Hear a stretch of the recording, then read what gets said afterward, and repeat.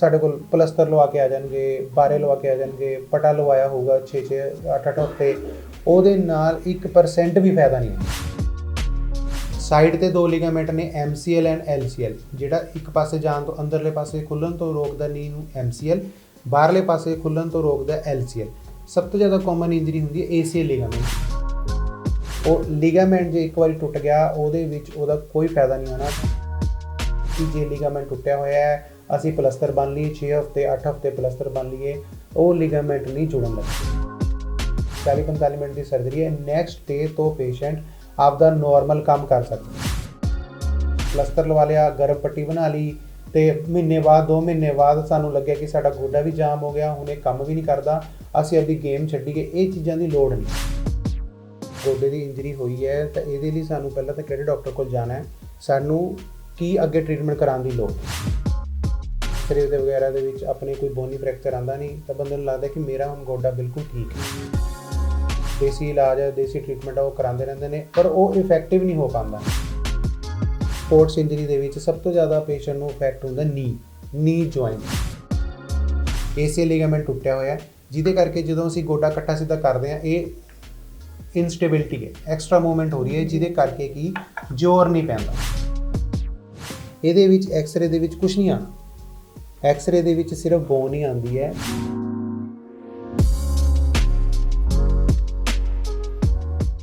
ਸਤਿ ਸ਼੍ਰੀ ਅਕਾਲ, ਸਿਹਤ ਸਲਾਹ ਦੇਖ ਰਹੇ ਸਾਰੇ ਦਰਸ਼ਕਾਂ ਦਾ ਸਵਾਗਤ ਹੈ। ਮੈਂ ਹਾਂ ਕ੍ਰਿਤਾ ਬੁੱਧੀ ਰਾਜਾ ਤੇ ਜਿਵੇਂ ਕਿ ਤੁਸੀਂ ਜਾਣਦੇ ਹੋ ਕਿ ਇਸ ਪ੍ਰੋਗਰਾਮ ਵਿੱਚ ਅਸੀਂ ਤੁਹਾਡੇ ਲਈ ਲਿਆਉਂਦੇ ਹਾਂ ਸਿਹਤ ਸੰਬੰਧੀ ਮੁੱਦੇ ਤੇ ਉਹਦੇ ਰਿਗਾਰਡਿੰਗ ਐਕਸਪਰਟਸ ਦੀ ਰਾਏ, ਤਾਂ ਜੋ ਤੁਸੀਂ ਵੀ ਇੱਕ ਸਿਹਤਮੰਦ ਜੀਵਨ ਬਤੀਤ ਕਰ ਸਕੋ। ਆਮ ਤੌਰ ਤੇ ਅੱਜਕੱਲ ਦੇਖਿਆ ਜਾ ਰਿਹਾ ਹੈ ਕਿ ਸਪੋਰਟਸ ਖਿਡਾਰੀਆਂ ਵਿੱਚ ਇੰਜਰੀ ਦੇਖਣ ਨੂੰ ਮਿਲ ਰਹੀ ਹੈ।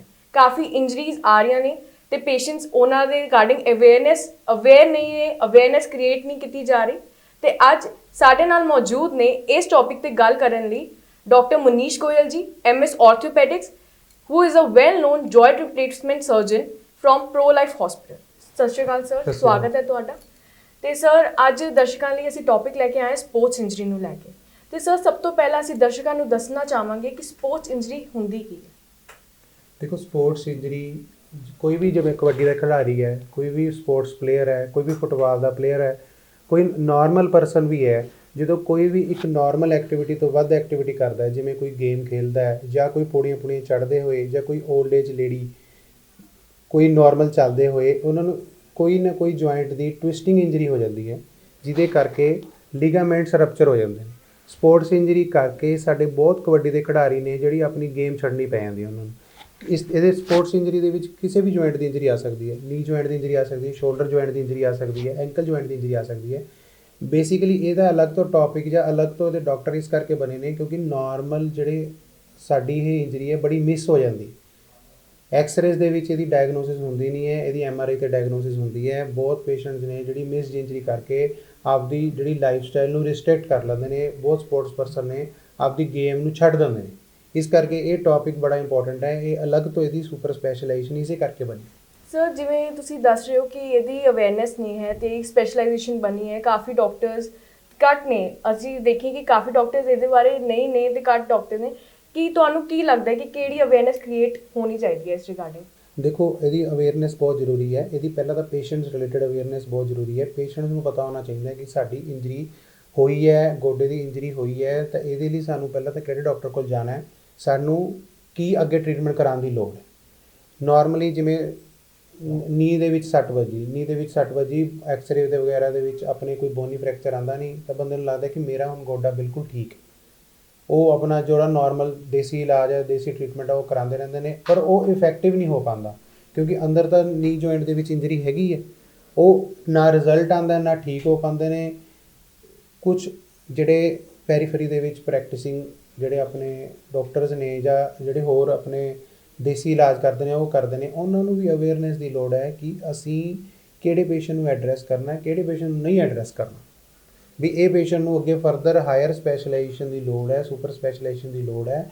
ਇਹਨੂੰ ਅਸੀਂ ਸਹੀ ਜਗ੍ਹਾ 'ਤੇ ਫੋਕਸ ਕਰਕੇ ਭੇਜੀਏ। ਜਿਵੇਂ ਕਿ ਸਰ ਤੁਸੀਂ ਦੇਸੀ ਨੁਸਖੇ, ਦੇਸੀ ਇਲਾਜ ਦੇ ਬਾਰੇ ਗੱਲ ਕੀਤੀ। ਆਮ ਲੋਕਾਂ ਵਿੱਚ ਦੇਖੀਏ ਕਿ ਉਹ ਦੇਸੀ ਨੁਸਖੇ ਤੇ ਦੇਸੀ ਇਲਾਜ ਕਰਾ ਲੈਂਦੇ ਨੇ ਕਿ ਤੁਹਾਨੂੰ ਲੱਗਦਾ ਹੈ ਕਿ ਕਿਹੜੇ ਮਿਥਸ ਨੇ ਜਿਹੜੇ ਰਿਲੇਟਡ ਨੇ ਇਸ ਜੁਆਇੰਟ ਇੰਜਰੀ ਨੂੰ ਲੈ ਕੇ? ਪਹਿਲਾਂ ਮੈਂ ਨੀ ਦੇ ਵਿੱਚ ਫੋਕਸ ਕਰਕੇ ਨੀ ਦੀ ਲਿਗਾਮੈਂਟ ਇੰਜਰੀ ਸਮਝਾਉਣਾ ਚਾਹੁੰਦਾ ਕਿ ਏਸੀਐਲ ਲਿਗਾਮੈਂਟ ਇੰਜਰੀ ਹੁੰਦੀ ਕੀ ਹੈ। ਬਿਲਕੁਲ ਸਰ। ਨੀ ਮੋਸਟ ਆਫ ਸਪੋਰਟਸ ਇੰਜਰੀ ਦੇ ਵਿੱਚ ਸਭ ਤੋਂ ਜ਼ਿਆਦਾ ਪੇਸ਼ੈਂਟ ਨੂੰ ਇਫੈਕਟ ਹੁੰਦਾ ਨੀ ਜੁਆਇੰਟ। ਕਬੱਡੀ ਦਾ ਖਿਡਾਰੀ ਹੋਇਆ, ਕੋਈ ਫੁੱਟਬਾਲ ਪਲੇਅਰ ਹੋਇਆ, ਗੇਮ ਖੇਲਦੇ ਹੋਏ ਇੱਕਦਮ ਕਿੱਕ ਵੱਜੀ, ਟਵਿਸਟਿੰਗ ਇੰਜਰੀ ਹੋ ਗਈ, ਗੋਡਾ ਇੱਕਦਮ ਟਵਿਸਟ ਕਰ ਗਿਆ, ਜਾਂ ਪੌੜੀਆਂ ਤੋਂ ਚੜ੍ਹਦੇ ਹੋਏ, ਪੌੜੀਆਂ ਉਤਰਦੇ ਹੋਏ ਪੈਰ ਟਵਿਸਟ ਕਰ ਗਿਆ, ਐਂਕਲ ਟਵਿਸਟ ਹੋ ਗਿਆ। ਇਹਦੇ ਨਾਲ ਕੀ ਹੈ, ਸਭ ਤੋਂ ਜ਼ਿਆਦਾ ਕਾਮਨ ਹੈ ਨੀ ਲਿਗਾਮੈਂਟ ਇੰਜਰੀ। ਨੀ ਦੇ ਵਿੱਚ ਲਿਗਾਮੈਂਟਸ ਹੁੰਦੇ ਨੇ, ਮੇਨ 4 ਲਿਗਾਮੈਂਟਸ ਹੁੰਦੇ ਨੇ। ਸਭ ਤੋਂ ਜ਼ਿਆਦਾ ਕਾਮਨ ਇੰਜਰੀ ਹੁੰਦੀ ਹੈ ਏਸੀਐਲ ਲਿਗਾਮੈਂਟ ਇੰਜਰੀ। ਇਹ ਨੀ ਜੁਆਇੰਟ ਹੈ,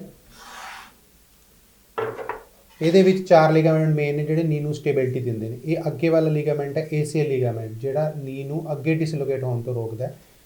ਉਸੇ ਤਰ੍ਹਾਂ ਦਾ ਲਿਗਾਮੈਂਟ ਹੈ ਪਿੱਛੇ ਪੀਸੀਐਲ ਲਿਗਾਮੈਂਟ, ਜਿਹੜਾ ਪਿੱਛੇ ਡਿਸਲੋਕੇਟ ਹੋਣ ਤੋਂ ਰੋਕਦਾ ਹੈ। ਸਾਈਡ ਤੇ 2 ਲਿਗਾਮੈਂਟ ਨੇ ਐਮਸੀਐਲ ਐਂਡ ਐਲਸੀਐਲ, ਜਿਹੜਾ ਇੱਕ ਪਾਸੇ ਜਾਣ ਤੋਂ ਅੰਦਰਲੇ ਪਾਸੇ ਖੁੱਲਣ ਤੋਂ ਰੋਕਦਾ ਨੀ ਨੂੰ ਐਮਸੀਐਲ, ਬਾਹਰਲੇ ਪਾਸੇ ਖੁੱਲਣ ਤੋਂ ਰੋਕਦਾ ਐਲਸੀਐਲ। ਸਭ ਤੋਂ ਜ਼ਿਆਦਾ ਕਾਮਨ ਇੰਜਰੀ ਹੁੰਦੀ ਹੈ ਏਸੀਐਲ ਲਿਗਾਮੈਂਟ। ਤੁਸੀਂ ਸਾਰਿਆਂ ਨੇ ਸੁਣਿਆ ਹੋਵੇਗਾ ਏਸੀਐਲ ਲਿਗਾਮੈਂਟ ਬੜੀ ਇੰਜਰੀ ਕਾਮਨ ਹੈ। ਜਦੋਂ ਟਵਿਸਟਿੰਗ ਇੰਜਰੀ ਹੋਈ, ਜਦੋਂ ਐਂਕਲ ਟਵਿਸਟ ਕੀਤਾ ਜਾਂ ਲੱਤ ਟਵਿਸਟ ਕੀਤੀ, ਇਹ ਇਸ ਤਰੀਕੇ ਦੇ ਨਾਲ ਲਿਗਾਮੈਂਟ ਟੁੱਟ ਜਾਂਦਾ। ਇਹ ਜ਼ਰੂਰੀ ਹੈ, ਲਿਗਾਮੈਂਟ ਬੜਾ ਜ਼ਰੂਰੀ ਹੈ। ਇਸ ਮਾਡਲ ਦੇ ਵਿੱਚ ਏਸੀਐਲ ਲਿਗਾਮੈਂਟ ਇੰਟੈਕਟ ਹੈ ਤਾਂ ਨੀ ਦੀ ਪੂਰੀ ਸਮੂਥ ਮੂਵਮੈਂਟ ਹੋ ਰਹੀ ਹੈ, ਕੋਈ ਇਨਸਟੇਬਿਲਿਟੀ ਨਹੀਂ ਹੈ, ਕੋਈ ਐਕਸਟਰਾ ਮੂਵਮੈਂਟ ਨਹੀਂ ਹੋ ਰਹੀ। ਇਸ ਗੋਡੇ ਦੇ ਵਿੱਚ ਏਸੀਐਲ ਲਿਗਾਮੈਂਟ ਅਸੀਂ ਤੋੜਿਆ ਹੋਇਆ, ਏਸੀਐਲ ਲਿਗਾਮੈਂਟ ਟੁੱਟਿਆ ਹੋਇਆ, ਜਿਹਦੇ ਕਰਕੇ ਜਦੋਂ ਅਸੀਂ ਗੋਡਾ ਇਕੱਠਾ ਸਿੱਧਾ ਕਰਦੇ ਹਾਂ ਇਹ ਇਨਸਟੇਬਿਲਿਟੀ ਹੈ, ਐਕਸਟਰਾ ਮੂਵਮੈਂਟ ਹੋ ਰਹੀ ਹੈ, ਜਿਹਦੇ ਕਰਕੇ ਕਿ ਜ਼ੋਰ ਨਹੀਂ ਪੈਂਦਾ, ਲੱਤ 'ਤੇ ਜ਼ੋਰ ਨਹੀਂ ਪੈਂਦਾ। ਇਹ ਇੰਜਰੀ ਕਿਸੇ ਨੂੰ ਵੀ ਹੋ ਸਕਦੀ ਹੈ। ਰਨਿੰਗ ਕਰਦੇ ਹੋਏ ਵਿਦਆਊਟ ਵਾਰਮ ਅਪ ਅਸੀਂ ਕੋਈ ਐਕਸਰਸਾਈਜ਼ ਕਰਨ ਲੱਗੇ ਉਹਦੇ 'ਚ ਵੀ ਹੋ ਸਕਦੀ ਹੈ, ਪੌੜੀਆਂ ਉੱਤਰਦੇ ਨੀਚੇ ਦੇ ਚੜ੍ਹਦੇ ਹੋਏ ਵੀ ਹੋ ਸਕਦੀ ਹੈ, ਗੇਮ ਖੇਲਦੇ ਵੀ ਹੋ ਸਕਦੀ ਹੈ। ਸਰ ਜਿਵੇਂ ਕਿ ਤੁਸੀਂ ਦੱਸਿਆ ਏਸੀਐਲ ਲਿਗਾਮੈਂਟ ਬਾਰੇ ਤੇ ਇੰਜਰੀ ਬਾਰੇ, ਸਰ ਇਹ ਕਾਫੀ ਸੁਣਨ ਨੂੰ ਆ ਰਹੀ ਹੈ ਏਸੀਐਲ ਲਿਗਾਮੈਂਟ, ਤੇ ਕਿਹੜੀ ਜਿਹੜੇ ਸਪੋਰਟਸ ਪਰਸਨਸ ਨੇ ਉਹਨਾਂ ਵਿੱਚ ਇਹ ਇੰਜਰੀ ਕਾਫੀ ਦੇਖਣ ਨੂੰ ਮਿਲੀ ਹੈ। ਕਿਹੜੀ ਪ੍ਰੀਵੈਂਟਿਵ ਟਿਪਸ ਉਹ ਲੈ ਸਕਦੇ ਨੇ ਕਿ ਇਹ ਇੰਜਰੀ ਉਹਨਾਂ ਨੂੰ ਨਾ ਹੋਵੇ?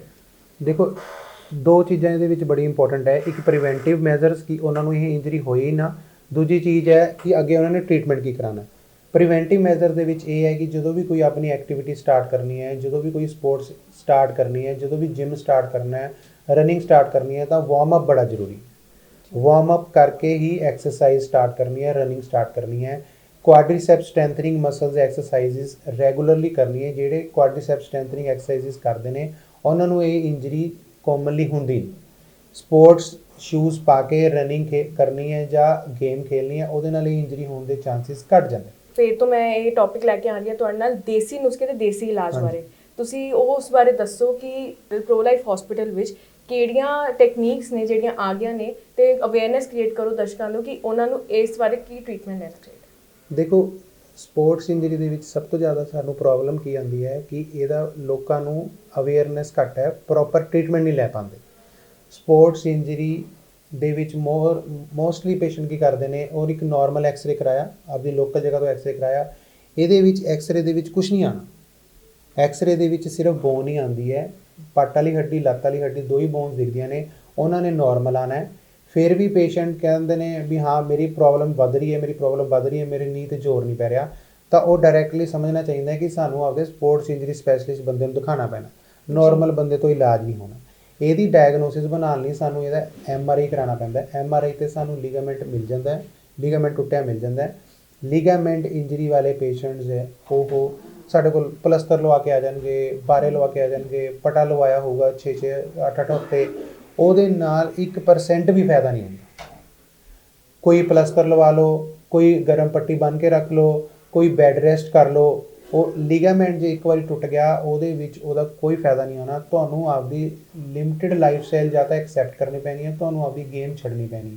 ਇਹ ਸਾਰੇ ਮਿਥਸ ਨੇ ਕਿ ਜੇ ਲਿਗਾਮੈਂਟ ਟੁੱਟਿਆ ਹੋਇਆ ਹੈ ਅਸੀਂ ਪਲਸਤਰ ਬੰਨ੍ਹ ਲਈਏ, 6 ਹਫ਼ਤੇ 8 ਹਫ਼ਤੇ ਪਲਸਤਰ ਬੰਨ੍ਹ ਲਈਏ, ਉਹ ਲਿਗਾਮੈਂਟ ਨਹੀਂ ਜੁੜਨ ਲੱਗੇ। ਉਹ ਤੁਹਾਡਾ ਜਿਹੜਾ ਨੀ ਹੈਗਾ ਉਹ ਅਨਸਟੇਬਲ ਰਹਿਣਾ ਹੈ, ਨੀ ਦੇ ਵਿੱਚ ਲਚਕ ਰਹਿਣੀ ਹੈ, ਤੁਸੀਂ ਆਪਦੀ ਐਫੀਸ਼ੀਐਂਸੀ ਹੈ ਜਿਹੜੀ ਵਰਕ ਦੀ ਐਫੀਸ਼ੀਐਂਸੀ ਹੈ ਘਟਾ ਲਓ। ਜਿਵੇਂ ਕਿ ਡਾਕਟਰ ਸਾਹਿਬ ਨੇ ਕਿਹਾ ਕਿ ਜੇ ਇੱਕ ਵਾਰ ਲਿਗਾਮੈਂਟ ਟੁੱਟ ਗਿਆ ਤਾਂ ਉਹਨੂੰ ਪਲਸਤਰ ਬਣ ਕੇ ਤੁਸੀਂ ਉਹਦਾ ਇਲਾਜ ਨਹੀਂ ਕਰ ਸਕਦੇ, ਪ੍ਰੋਪਰ ਟ੍ਰੀਟਮੈਂਟ ਲੈਣਾ ਉਸ ਲਈ ਬਹੁਤ ਜ਼ਰੂਰੀ ਹੈ। ਤੇ ਸਰ ਉਸੇ ਬਾਰੇ ਅਸੀਂ ਜਾਣਨਾ ਚਾਹਾਂਗੇ ਕਿ ਇਸ ਦਾ ਕੀ ਟ੍ਰੀਟਮੈਂਟ ਤੁਸੀਂ ਪ੍ਰੋਵਾਈਡ ਕਰਦੇ ਹੋ ਆਪਣੇ ਹਸਪਤਾਲ 'ਚ? ਦੇਖੋ ਏਸੀਐਲ ਲਿਗਾਮੈਂਟ ਇੰਜਰੀ ਦਾ ਇੱਕੋ ਹੀ ਪ੍ਰੋਪਰ ਟ੍ਰੀਟਮੈਂਟ ਹੈ, ਇਹਦਾ ਆਰਥੋਸਕੋਪਿਕ ਰੀਕਨਸਟਰਕਸ਼ਨ ਹੁੰਦੀ ਹੈ। ਦੂਰਬੀਨ ਦੇ ਨਾਲ ਨਵਾਂ ਲਿਗਾਮੈਂਟ ਬਣ ਜਾਂਦਾ ਹੈ। 40-45 ਮਿੰਟ ਦੀ ਸਰਜਰੀ ਹੈ।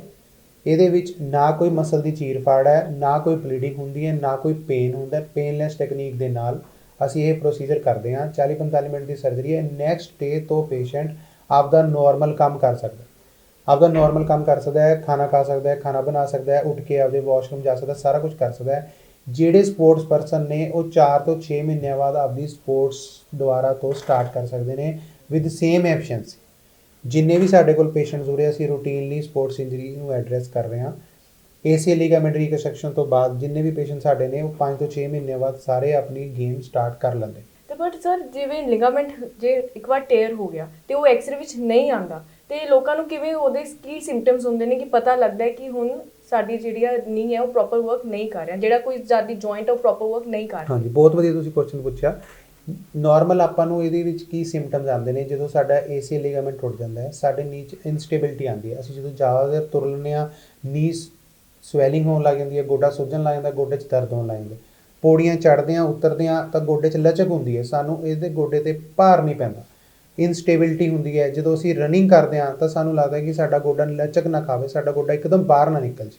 ਕਈ ਵਾਰ ਲੌਕਿੰਗ ਹੋ ਜਾਂਦੀ ਹੈ। ਲੌਕਿੰਗ ਦਾ ਕੀ ਮਤਲਬ ਹੈ? ਗੋਡਾ ਇੱਕ ਫਿਕਸਡ ਪੋਜੀਸ਼ਨ 'ਚ ਜਿਵੇਂ 30-40 ਡਿਗਰੀ ਮੁੜ ਕੇ ਉੱਥੇ ਲੌਕ ਹੋ ਜਾਂਦਾ। ਉਸ ਤੋਂ ਬਾਅਦ ਸਿੱਧਾ ਕਰਨਾ ਬੜਾ ਮੁਸ਼ਕਿਲ ਹੁੰਦਾ, ਫਿਰ ਉਹਨੂੰ ਘੁਮਾ ਕੇ ਝਟਕਾ ਲਾ ਕੇ ਉਹਨੂੰ ਸਿੱਧਾ ਕਰਨਾ ਪੈਂਦਾ। ਇਹ ਸਾਰੇ ਜਿਹੜੇ ਨੇ ਸਪੋਰਟਸ ਇੰਜਰੀ ਦੇ ਹੀ ਸਿੰਪਟਮਸ ਨੇ, ਸਪੋਰਟਸ ਇੰਜਰੀ ਦੇ ਹੀ ਲੱਛਣ ਨੇ, ਜਿਹੜੇ ਕਿ ਆਪਾਂ ਨੂੰ ਸ਼ੋਅ ਕਰਦੇ ਨੇ ਕਿ ਹਾਂ ਸਾਨੂੰ ਇਹ ਇੰਜਰੀ ਹੋ ਸਕਦੀ ਹੈ। ਸਾਨੂੰ ਆਪਦੇ ਸਪੋਰਟਸ ਇੰਜਰੀ ਸਪੈਸ਼ਲਿਸਟ ਨੂੰ, ਸੁਪਰ ਸਪੈਸ਼ਲਿਸਟ ਨੂੰ ਦਿਖਾਉਣ ਦੀ ਲੋੜ ਹੈ। ਤੇ ਸਰ ਐਂਡ ਵਿੱਚ ਅਸੀਂ ਪੁੱਛਣਾ ਚਾਹਾਂਗੇ ਕਿ ਤੁਸੀਂ ਸਾਡੇ ਦਰਸ਼ਕਾਂ ਨੂੰ ਕੀ ਸਿਹਤ ਸਲਾਹ ਦੇਣਾ ਚਾਹੋਗੇ? ਦੇਖੋ, ਮੈਂ ਸਾਰਿਆਂ ਨੂੰ ਇਹੀ ਸਲਾਹ ਦੇਣਾ ਚਾਹੁੰਦਾ ਕਿ ਸਟੇ ਹੈਲਦੀ। ਜੋ ਵੀ ਆਪਣੀ ਐਕਟੀਵਿਟੀਜ਼ ਨੇ, ਜੋ ਵੀ ਤੁਸੀਂ ਸਪੋਰਟਸ ਰਿਲੇਟਡ ਐਕਟੀਵਿਟੀਜ਼ ਕਰਨੀਆਂ ਨੇ, ਕੋਈ ਜਿਮ ਜਾਣਾ ਹੈ, ਉਹ ਸਾਰਾ ਕੁਝ ਤੁਹਾਨੂੰ, ਅਸੀਂ ਤਾਂ ਇਹੀ ਚਾਹੁੰਦੇ ਹਾਂ ਕਿ ਕਿਸੇ ਨੂੰ ਵੀ ਸਪੋਰਟਸ ਇੰਜਰੀ ਜਲਦੀ ਨਾ ਹੋਵੇ। ਜੇ ਤੁਸੀਂ ਪੂਰੀ ਪ੍ਰੀਕਾਸ਼ਨਸ ਦੇ ਨਾਲ ਚੱਲਦੇ ਹੋ, ਕੋਈ ਤੁਸੀਂ ਗੇਮ ਸਟਾਰਟ ਕਰਨੀ ਹੈ, ਕੋਈ ਤੁਸੀਂ ਫੁੱਟਬਾਲ ਖੇਲਣੀ ਹੈ, ਕੋਈ ਜਿਮ ਸਟਾਰਟ ਕਰਨੀ ਹੈ, ਤਾਂ ਤੁਸੀਂ ਪ੍ਰੋਪਰ ਵਾਰਮ ਅਪ ਹੋ ਕੇ ਫਿਰ ਸਟਾਰਟ ਕਰੋ। ਜਿਮ ਲਗਾਉਣੀ ਹੈ, ਤੁਸੀਂ ਤੁਹਾਡੀ ਅੰਡਰ ਸੁਪਰਵਿਜ਼ਨ, ਕਿਸੇ ਟ੍ਰੇਨਡ ਬੰਦੇ ਦੀ ਸੁਪਰਵਿਜ਼ਨ 'ਚ ਤੁਸੀਂ ਜਿਮ ਲਗਾਉਣੀ ਹੈ। ਵਾਰਮ ਅਪ ਕਰਕੇ ਤੁਸੀਂ ਐਕਸਰਸਾਈਜ਼ ਕਰੋਗੇ, ਸਟਾਰਟ ਕਰੋਗੇ, ਮਸਲ ਬਿਲਡਿੰਗ ਕਰਕੇ ਤੁਸੀਂ ਆਪਣੀ ਗੇਮ ਨੂੰ ਹੌਲੀ ਵਧਾਓਗੇ, ਤੁਹਾਨੂੰ ਸਪੋਰਟਸ ਇੰਜਰੀ ਨਹੀਂ ਹੋਣੀ। ਜੇ ਕਿਸੇ ਨੂੰ ਸਪੋਰਟਸ ਇੰਜਰੀ ਹੋ ਜਾਂਦੀ ਹੈ ਤਾਂ ਉਹਨੂੰ ਅਵੇਅਰਨੈਸ ਦੀ ਲੋੜ ਹੈ ਕਿ ਹਾਂਜੀ ਸਾਨੂੰ ਇਹ ਚੀਜ਼ ਹੋ ਸਕਦੀ ਹੈ, ACL ਲਿਗਾਮੈਂਟ ਸਾਡਾ ਟੁੱਟਿਆ ਹੋ ਸਕਦਾ ਹੈ। ਅਸੀਂ ਜਾ ਕੇ ਆਪਦੇ ਪ੍ਰੋਪਰ ਡਾਕਟਰ ਨੂੰ ਦਿਖਾਈਏ, ਬਜਾਏ ਕਿ ਅਸੀਂ ਆਪਦਾ ਪਲਸਤਰ ਲਵਾ ਲਿਆ, ਗਰਮ ਪੱਟੀ ਬਣਾ ਲਈ ਤੇ ਮਹੀਨੇ ਬਾਅਦ 2 ਮਹੀਨੇ ਬਾਅਦ ਸਾਨੂੰ ਲੱਗਿਆ ਕਿ ਸਾਡਾ ਗੋਡਾ ਵੀ ਜਾਮ ਹੋ ਗਿਆ, ਹੁਣ ਇਹ ਕੰਮ ਵੀ ਨਹੀਂ ਕਰਦਾ, ਅਸੀਂ ਆਪਦੀ ਗੇਮ ਛੱਡੀਏ। ਇਹ ਚੀਜ਼ਾਂ ਦੀ ਲੋੜ ਨਹੀਂ। ਜਿੰਨੇ ਵੀ ਬੰਦੇ ਨੇ ਜਿਨ੍ਹਾਂ ਨੂੰ ਸਪੋਰਟਸ ਇੰਜਰੀ ਕਰਕੇ ਆਪਣੀ ਗੇਮ ਛੱਡਣੀ ਪੈ ਰਹੀ ਹੈ ਜਾਂ ਗੇਮ ਛੱਡ ਚੁੱਕੇ ਨੇ, ਉਹ ਸਾਰੇ ਦੁਬਾਰਾ ਤੋਂ ਆਪਣੀ ਗੇਮ ਜੁਆਇਨ ਕਰ ਸਕਦੇ ਨੇ। ਉਹਨਾਂ ਦਾ ਅਸੀਂ ਪ੍ਰੋਪਰ ਡਾਇਗਨੋਸਿਸ ਬਣਾਉਣੀ ਹੈ MRI ਕਰਾ ਕੇ, ਤੇ ਜੇ ਇਹਨਾਂ ਦੀ ਲਿਗਾਮੈਂਟ ਇੰਜਰੀ ਆਉਂਦੀ ਹੈ, ਉਹ 40-45 ਮਿੰਟ ਦੀ ਸਰਜਰੀ ਦੇ ਨਾਲ ਅਗਲੇ ਦਿਨ ਛੁੱਟੀ ਲੈ ਸਕਦੇ ਨੇ ਤੇ ਆਪਦੀ ਗੇਮ ਦੁਬਾਰਾ ਤੋਂ ਜੁਆਇਨ ਕਰ ਸਕਦੇ। ਆਪਣਾ ਪ੍ਰੋਪਰ ਤੁਹਾਡੀ ਡਾਇਗਨੋਸਿਸ ਜ਼ਰੂਰੀ ਹੈ, ਪ੍ਰੋਪਰ ਟ੍ਰੀਟਮੈਂਟ ਜ਼ਰੂਰੀ ਹੈ। ਤੁਹਾਨੂੰ ਕੋਈ ਵੀ 1% ਵੀ ਐਫੀਸ਼ੀਐਂਸੀ ਤੁਹਾਡੀ ਘਟਣੀ ਨਹੀਂ। Okay, thank you sir. ਜਿਵੇਂ ਕਿ ਡਾਕਟਰ ਸਾਹਿਬ ਨੇ ਕਿਹਾ ਕਿ ਵਾਰਮ ਅਪ ਬਹੁਤ ਜ਼ਰੂਰੀ ਹੈ, ਐਕਸਰਸਾਈਜ਼ ਕਰੋ, ਡਾਈਟ ਅੱਛੀ ਫੋਲੋ ਕਰੋ ਤੇ ਵਾਰਮ ਅਪ ਪਰ ਜ਼ਰੂਰ ਕਰੋ ਤਾਂ ਕਿ ਤੁਹਾਨੂੰ ਕੋਈ ਜੁਆਇੰਟ ਇੰਜਰੀ ਨਾ ਹੋਏ। ਤੇ ਨਾਲ ਹੀ ਸਰ ਨੇ ਕਿਹਾ ਹੈ ਕਿ ਤੁਹਾਨੂੰ ਕੋਈ ਕਿਤੇ ਵੀ ਆਪਣੇ ਜੁਆਇੰਟ ਵਿੱਚ ਪੇਨ ਫੀਲ ਹੋ ਰਹੀ ਹੈ, ਉਹਨੂੰ ਨਿਗਲੈਕਟ ਨਾ ਕਰੋ, ਉਹਨੂੰ ਪਲਸਤਰ ਵਿੱਚ ਨਾ ਜਾਓ। ਪਲਸਤਰ ਤੁਹਾਡੇ ਜੁਆਇੰਟਸ ਨੂੰ ਸਟਿਫ ਕਰਦਾ ਹੈ ਤੇ ਕੋਈ ਟ੍ਰੀਟਮੈਂਟ ਡਿਲੇ ਨਾ ਕਰੋ।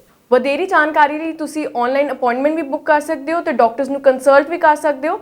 ਨੰਬਰਸ ਤੁਹਾਡੀ ਸਕਰੀਨ ਤੇ ਫਲੈਸ਼ ਹੋ ਰਹੇ ਹਨ। Pro life hospital, village Gill, near Malerkotla road, Ludhiana. ਅੱਜ ਲਈ ਇੰਨਾ ਹੀ।